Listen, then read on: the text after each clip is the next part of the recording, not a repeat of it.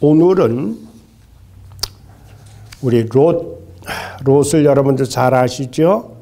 롯 가족의 그 세 가지 모습을 한번 살펴보려고 그렇게 생각을 합니다. 오늘도 하나님의 은혜와 하나님의 사랑이 예배하시는 여러분들 위해 함께 하시기를 주님의 이름으로 간절히 축원합니다. 자, 우리들이 세상을 살아가면서 많은 사람들과 관계를 맺으면서 살아갑니다. 우리 인간은 독립적이긴 하지만 그러나 관계적인 존재이기 때문에 홀로는 살아갈 수가 없죠. 아브라함 조카 이 롯이라고 하는 이 사람도 가정을 이루고 그리고 이웃과 함께 살았습니다. 오늘 사람들은 자신의 욕망을 추구하고 그리고 자기의 만족을 위해서 살아가고 있습니다. 그래서 어떻게 해서라도 좀 더 오래 살려고 그러죠. 그렇게 오래 살기 위해서 수단 방법을 가리지 않고 그리고 발버둥 치면서 어떻게 해서든지 이 땅에 살아남기를 그렇게 원하고 고대하는 거죠. 여러분, 롯 시대에도 마찬가지였습니다. 베드로후서 2장 6절에 따르게 되면은 이 소돔성에 살고 있던 사람들이 너무나 죄악에 관영하고 만연해서 죄악을 행하고 타락에 방임되어 버리기 때문에 하나님께서는 소돔성에 불이 타서 그래서 죄가 되도록 하게 하소서. 후세에 경건하지 않은 삶을 살아가는 사람들에게 교훈하고 또 경계를 삼기 위해서 소돔과 고모라를 멸망시키시려고 지금 결정을 하신 겁니다. 그 당시에 거의 모든 사람들이 사악했다는 거죠. 그래서 하나님께서 롯에게 이제는 소돔성이 멸망할 것이다. 그렇게 되니까 롯과 관계된 모든 사람들과 함께 소돔성에서 피신하라라고 지금 명하게 되는 겁니다. 오늘 읽었던 창세기 19장 12절을 보면은 그 사람들은 천사를 말합니다. 천사들이 롯에게 이르되 이외에 내게 속한 자가 또 있느냐? 내 사위나 자녀나 성중에 내게 속한 자들을 다 성 밖으로 이끌어내라 그랬어요. 이어서 13절을 보니까 그들에 대한 부르짖음이 여호와 앞에 크므로 여호와께서 이곳을 멸하시려고 우리를 보내셨으니 우리가 멸하리라. 그렇게 천사가 이야기를 하고 있습니다. 그러면서 롯에게 그 이전에 중대한 명령을 내리셨는데 그것이 무엇이냐? 12장 후반부에 나와 있는데 너에게 속한 자들을 다 성 밖으로 이끌어내라.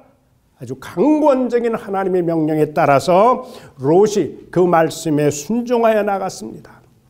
여러분, 롯에게 속한 그 가족은 아내가 있었고 딸들이 있었고 그리고 사위들이 있었습니다. 오늘은 우리가 이 소돔성에 살고 있던 롯의 가족들은 세 가지 유형의 삶을 보여주고 있는데 그 모습을 우리가 한번 살펴보면서 말씀을 나누려고 합니다. 그 첫째는 롯의 가족 중에 사위들의 모습이 보입니다. 여러분, 이분들의 특징이 여기 19절에 나옵니다. 19절에 보면은 19장 14절에 보게 되면은 이렇게 얘기를 합니다. 롯이 나가서 그 딸들과 결혼한 사위들에게 말하여 이르기를 여호와께서 이 성을 멸하실 터이니 너희는 일어나 이곳에서 떠나라. 하지만 그의 사위들은 농담으로 여겼더라 그랬어요. 자, 롯이 지금 하나님의 중요한 명령에 순종해서 딸들과 결혼할 사위들을 지금 급히 찾아 나섰습니다. 그런데 찾아 나서서 이야기를 했더니 사위들은 이 장인 어른들의 이야기를 농담 정도로 알았다.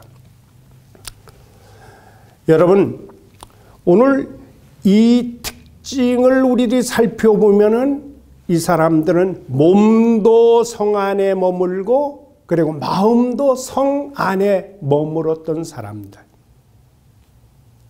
다시 말해서 이 사람들을 적용으로 보게 되면은 세상살이에 깊이 취해 있는, 세상 속에 깊이 뿌리를 내리고 살아가는 인본주의의 삶이라고 우리는 볼 수가 있습니다.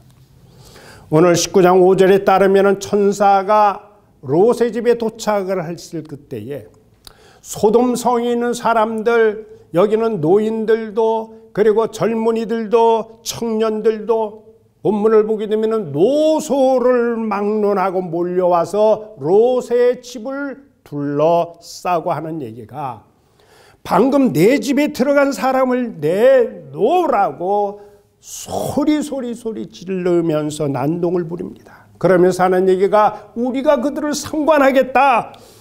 여러분, 미친 듯이 지금 달려드는 그 모습을 우리는 바라볼 수가 있습니다. 여기서 상관한다라고 하는 것은 남색을 말하는 겁니다.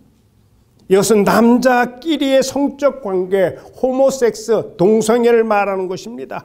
동성애하겠다는 얘기예요. 여러분, 우리가 아는 대로 율법은 이러한 동성애를 아주 중죄로 단정하고 있습니다.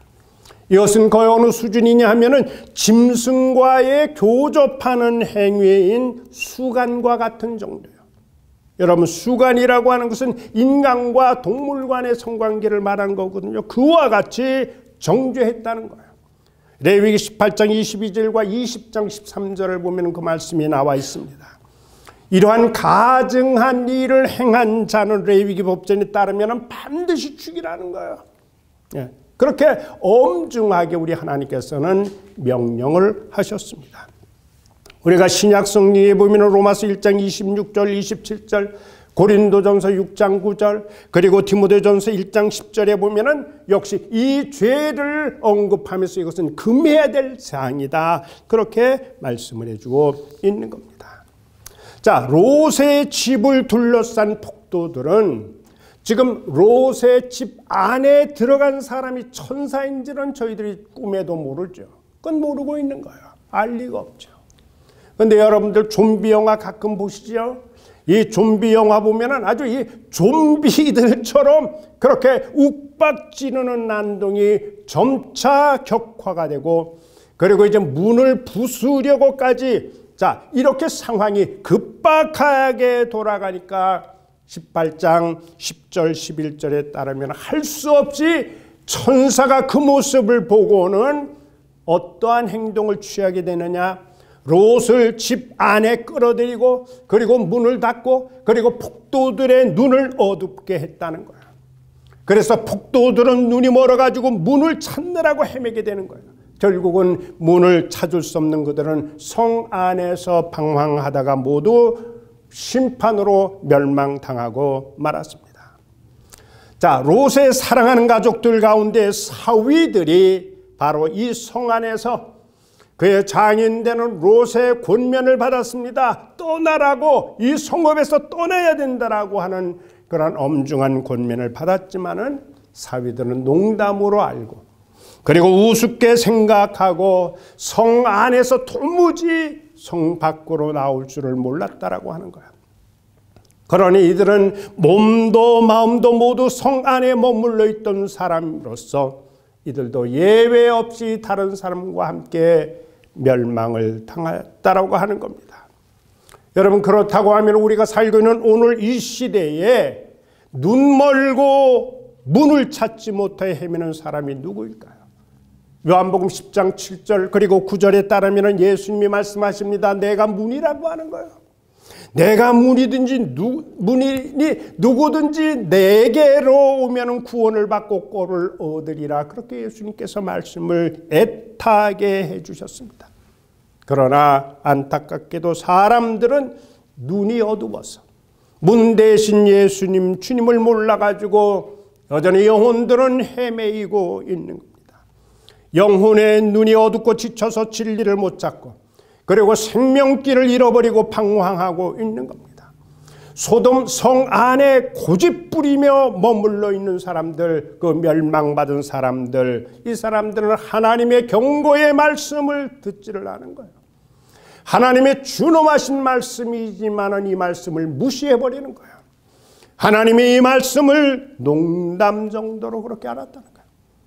여러분, 우리는 마치 노아 시대 사람들이 그렇게 홍수 경고를 했지만은 그 홍수에 대한 경고를 우습게 알고 오히려 경고한 사람을 조롱하고 비웃던 사람들과 똑같은 거예요.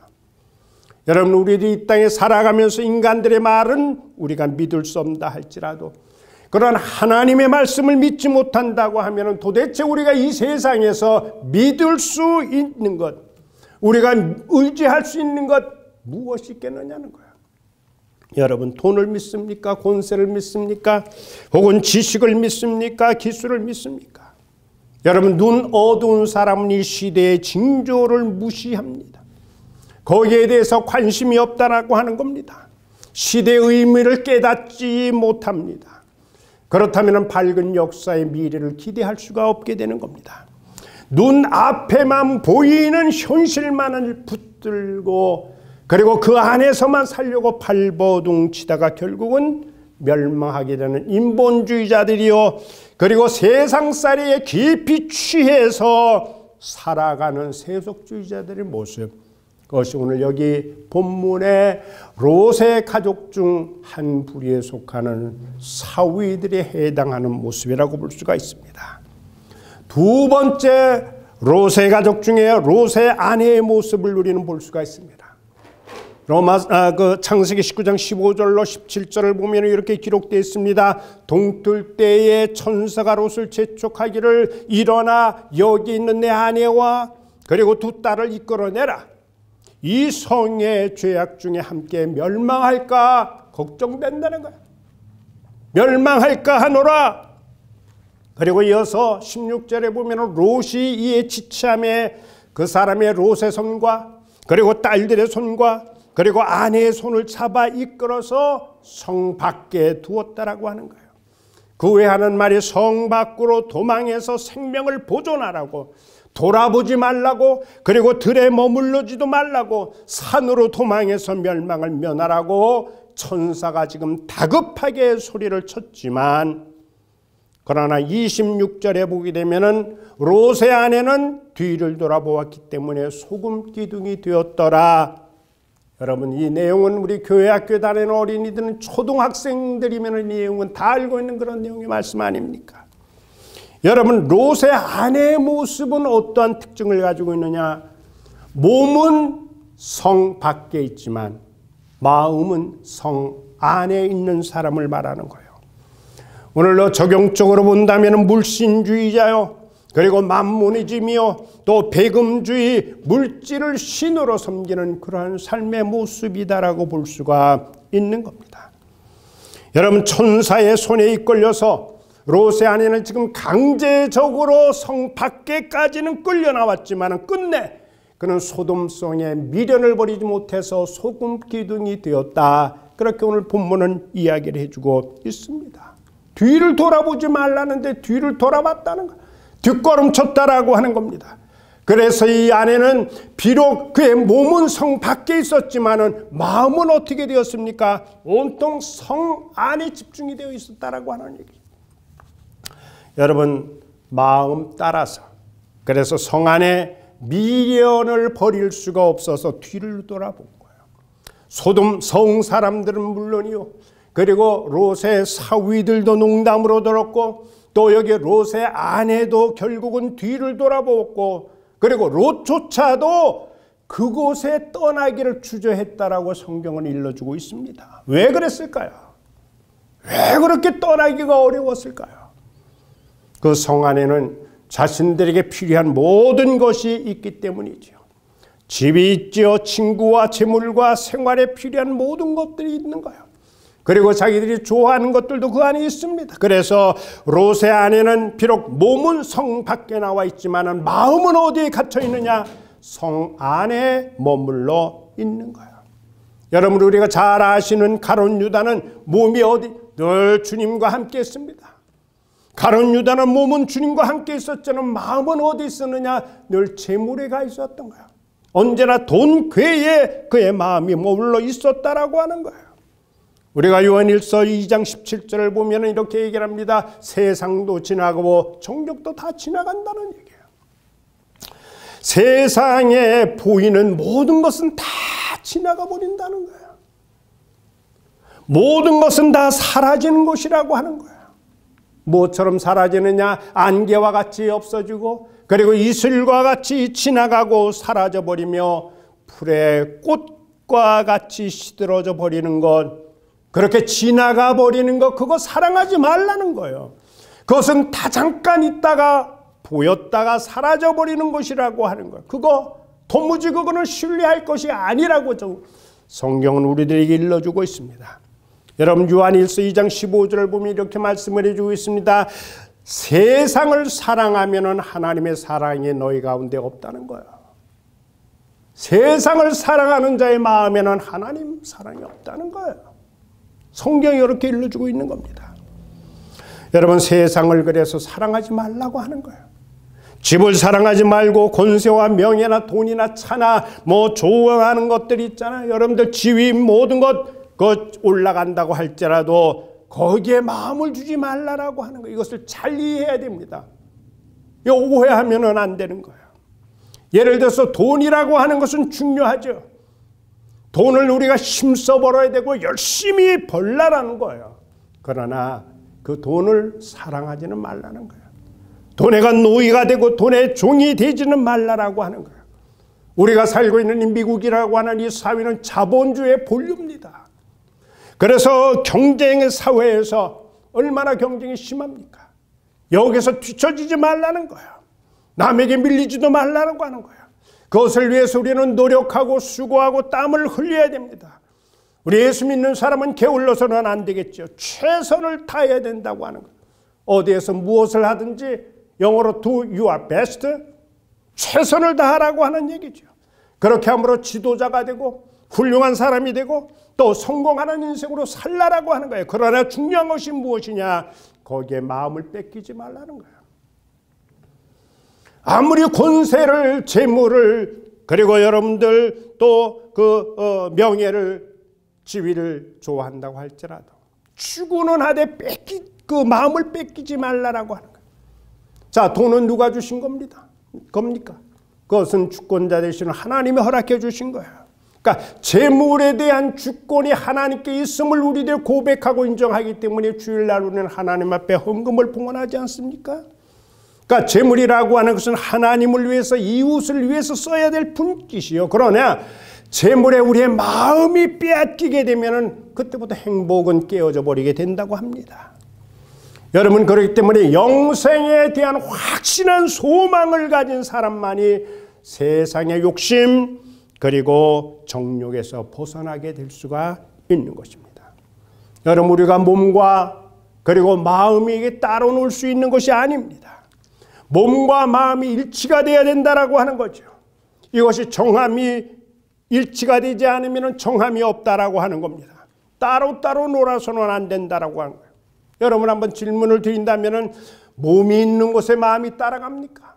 아니면 마음이 있는 곳에 몸이 따라갑니까? 어느 것이 맞습니까? 예, 여러분들 말씀이 맞아요. 마음이 있는 곳에 몸은 따라가게 돼 있는 거예요. 그래서 롯의 아내도 마음이 어디 있었습니까?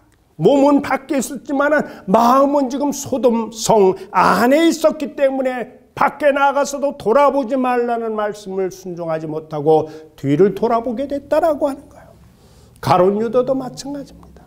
그의 몸은 예수님 제자들과 함께 있었습니다. 그런데 마음은 늘 돈꾀에 있었다는 거예요. 성경에 보니까 그를 도적이라고 얘기를 했습니다. 자, 오늘 우리들이 하나님 앞에 영상 예배를 드리고 있습니다.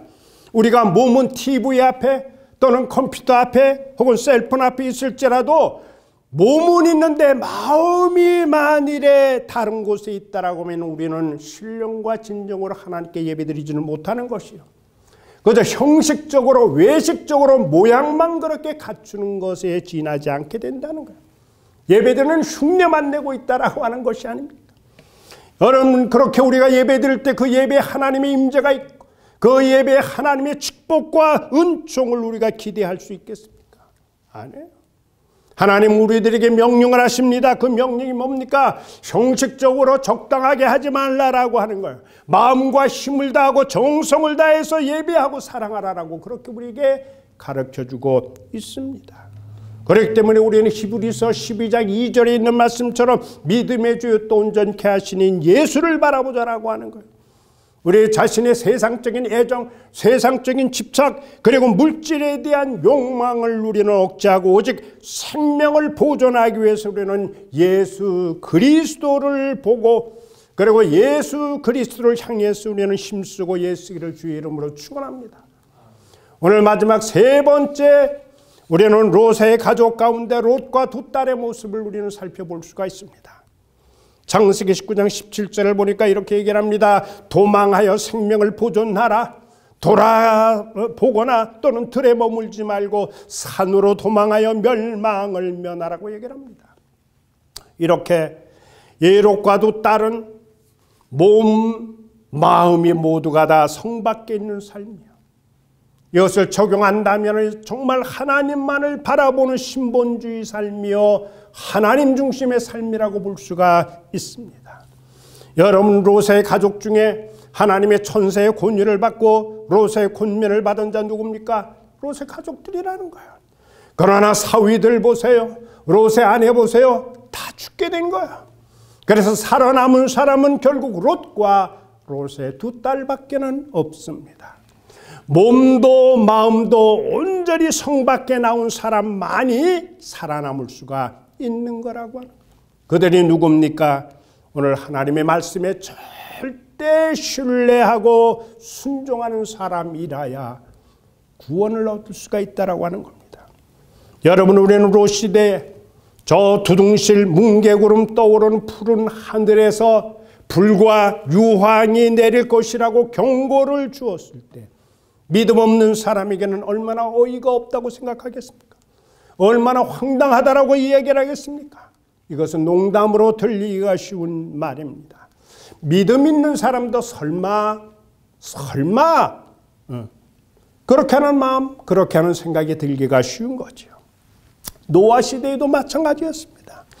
하나님께서 노아에게 홍수 심판을 예고하게 하셨지만 귀담아 진지하게 들은 사람은 없어요. 노아의 8 식구밖에 없었습니다. 모두가 생각하기는 뭐라고 생각합니까? 설마 그런 거예요. 농담도 잘하시네. 근데 성경은 이렇게 얘기를 합니다. 우리에게 하나님의 말씀에 절대적으로 순종하라라고 하는 그런 말씀을 해줍니다. 그래서 사무엘 선지자는 사무엘상 15장 22절에 말씀하기를 순종이 제사보다 낫다는 거예요. 우리가 출애굽기를 보니까 불뱀에 물려 죽은 자들을 향해서 뭐라고 얘기를 합니까? 저 놋뱀을 쳐다보라는 거야. 쳐다보면은 치료를 받고 살 수가 있고 순종하면 구원을 받게 된다라고 그렇게 말씀을 가르치고 있습니다. 실상 불뱀에 물려 죽을 사람들도 놋뱀을 쳐다보고 다 살았지만은 순종하지 않은 사람들은 광야에서 다 죽었다고 그렇게 증언해 주고 있는 겁니다. 우리는 창세기 19장 17절에 보게 되니까 돌아보거나 또는 들에 머무르거나 하지 말라는 거예요.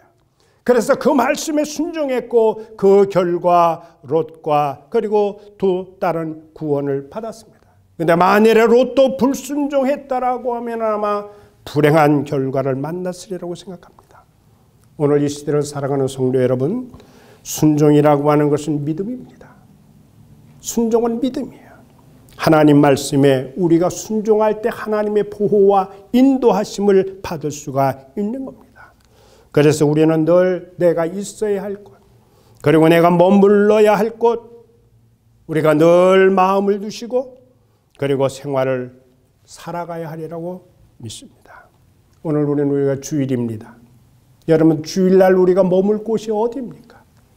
주일날 우리가 마음 둘 곳이 어디입니까? 예배라고 하는 거예요. 하나님 앞에 예배자로 서는 것보다 더 중요한 일이 무엇이 있느냐라고 하는 거예요. 여러분, 롯에게는 사랑하는 가족이 있었습니다. 아내도 있었고 또 사위들도 있었고 그리고 딸들도 있었습니다. 그 가운데 불행하기도 아내와 사위들은 안타깝게 잃어버렸습니다. 왜 이러느냐? 세상을 사랑하여 세상 재미에 깊이 빠져 있었기 때문이라고 하는 거예요. 너무 마음 아픈 일이 아닐 수가 없습니다. 오늘 우리 가족들 가운데 우리는 지금 이 세 부류, 세 유형의 사랑 가운데 나의 모습은, 내 자녀의 모습은, 내 가족의 모습을 한번 어느 곳에 우리들이 해당하는지 한번 점검해 봤으면 좋겠습니다. 하나님은 그렇게 우리에게 요청하십니다. 내 마음을 달라는 거야. 내 마음을 달라 하셨습니다. 여러분, 마음을 세상에 빼앗기지 마시기를 바랍니다. 세상은 끊임없이 우리의 마음을 빼앗기 위해서 예수잖아요. 육신의 정욕, 그리고 이생의 자랑, 그리고 안목의 정욕. 우리가 아는 요한일서 2장 16절에 보면 이러한 미끼로, 이러한 유혹으로 계속 우리의 마음을 빼앗아 간다라고 하는 거예요. 고린도전서 15장 58절에 보면 견고하며 흔들리지 말고 주일에 더욱 힘쓰는 자들이 되라고, 이는 너희 수호가 주 안에서 결코 헛되지 않을 것을 우리들에게 가르쳐주고 있습니다. 아무쪼록 하나님의 은혜, 하나님의 사랑이 우리 가운데 함께하여 주셔서 우리는 몸도 마음도 진정으로 하나님 중심의 신본주의의 삶, 그리고 하나님 중심의 복된 복음적인 삶으로 우리 모두가 다 주 안에서 승리하시기를 간절히 축원합니다. 기도하겠습니다. 하나님 은혜와 사랑을 감사합니다. 오늘은 우리가 롯의 가족들의 삶의 유형을 생각하여 보았습니다.